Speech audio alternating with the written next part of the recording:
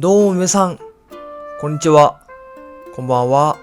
鶴太郎と申します。よろしくお願いいたします。集まれ、動物の森実況プレイ。今回はですね、墓地を作ろうかなと思います。なんかこう、お墓っていうね、家具があるんでね、なんかこれ使ったら、墓地をね、作れるんじゃないかなって思ったんでね。本日もよろしくお願いいたします。今回は、墓地を作りたいと、お墓を使ってね。で、作る場所としましては、この左上のまた中途半端なエリアを、開拓していこうかなと思います。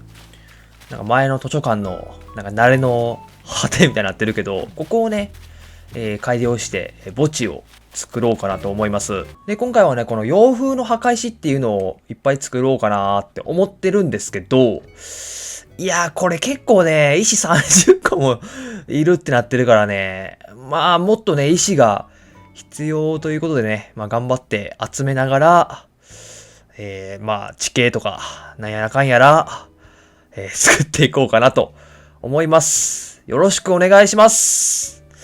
時間かかるな、これ。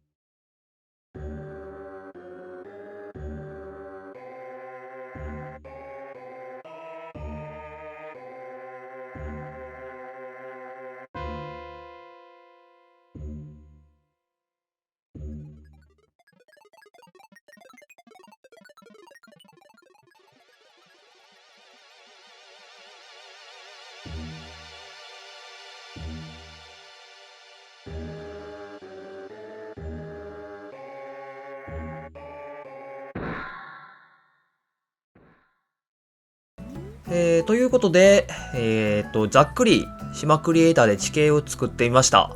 今回はね、そこまで大きなものにはならないのかなというイメージですね。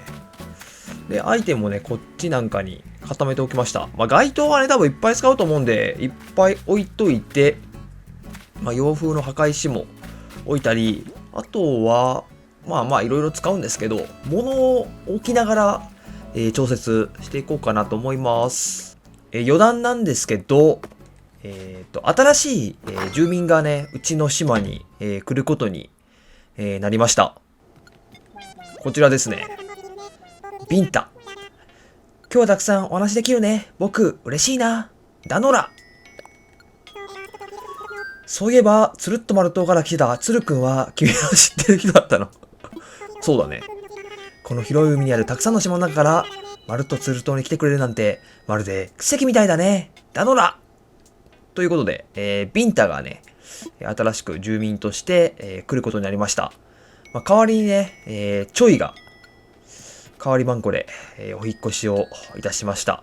ちょっとね、引っ越しイベント僕はね、初めてなんですけど、こういう村人が来たと、一応、業務連絡しておきます。急にね、村人増えてるとなんか動画見ててさ、あれってなるから。中央の、道として、このアーチタイルの床っていうのを、使用していきます。石畳を置いて、柵を置くマーキングを、いつも通りしていきます。なんか僕のいつものパターンになってきたような気がしますけどね。あらかたね、マーキングをこれね、したんですけど、マーキングした後にやることではないんですけどね。ちゃんとね、階段ちょっと置かへんと、これ、わかんないなって思い始めたんで、ちょっとね、この段階で、階段を置いておきます。いけっかな。はい。で、3階にもつながるように、石の階段を置いていくと。こういう感じですね。はい。OK。今回は、洋風の柵を置いていきます。よいしょ。やっぱ洋風の作品かなり汎用性がね、高いね、これね。使えます。おすすめです。ここのね、マーキングがしてあるところに、洋風の墓石を置いときます。ちょっとずれたね。で、今回ね、最上階は洋風の墓石を置くんじゃなくて、石碑を設置していこうかなと思います。サイズ感はね、大したことないけどさ、なんかこういう海が見えて石碑があるっていう、この構図がなんかいいなって思ったんで、今回は石碑を置いていくと。神々しい彫刻を置いていきます。これのなんか使い勝手がやばいわ。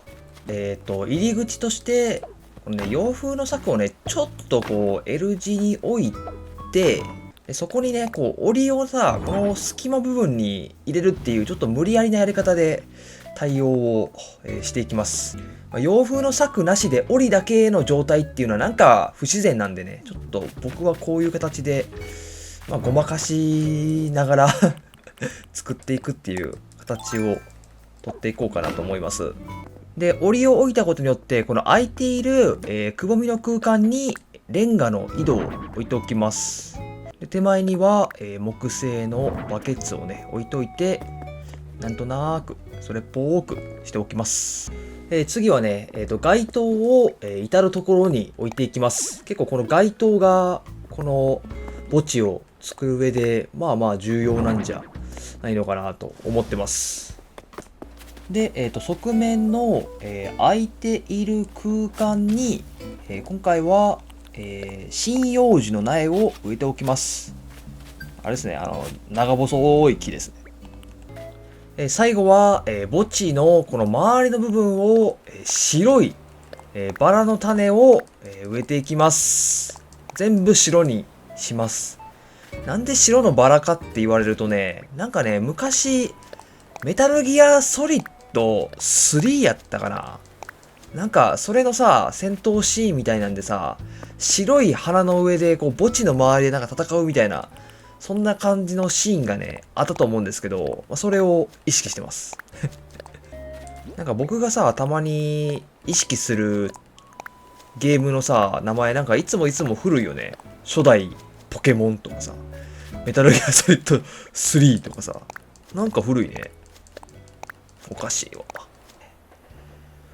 ということで、墓地が完成しました。なんかもう、ホラーじゃねえわ。神秘的な感じに、なりましたね。どうでしょうか。入り口から、見ていきましょうか。入り口は一応オリブロックを使ってまして、で左右に、一応井戸をね、置いてます。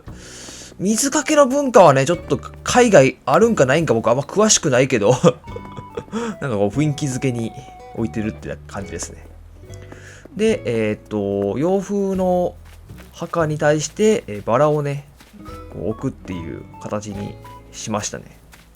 バラは白で統一しました。白が一番映えるんじゃないんかなっていうね、感じで、設置をしました。街灯とかも結構至るところに置いたりしてますね。やっぱ街灯大事なんじゃないかなって思ったんですよね。こういうの作るときってね。